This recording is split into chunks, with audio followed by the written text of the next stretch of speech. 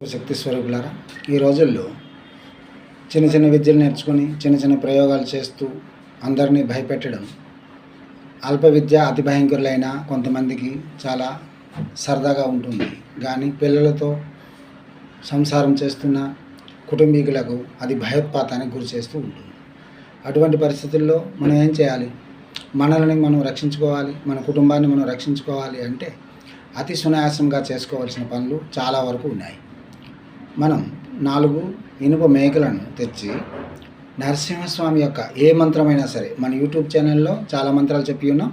ఏదైనా ఒక మంత్రం ఒక 11 సార్లు ఆ మేకులకి చెప్పి ఆ మేకులకు మీ ముఖద్వారం బయట పక్క 4 మేకులు కొట్టండి.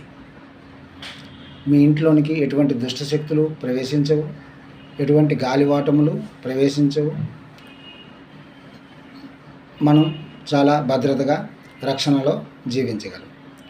ఒకవేళ ఇంకా ఎక్కువ చేయాలనుకుంటే నరసింహస్వామికి కొంచెం దీపారాధన చేసి ధూపము, గంధము, పుష్పం ఇచ్చి పూజించి ఆ మేకులను తీసుకెళ్ళి ద్వారం నాకు 4 వైపులా కొట్టండి.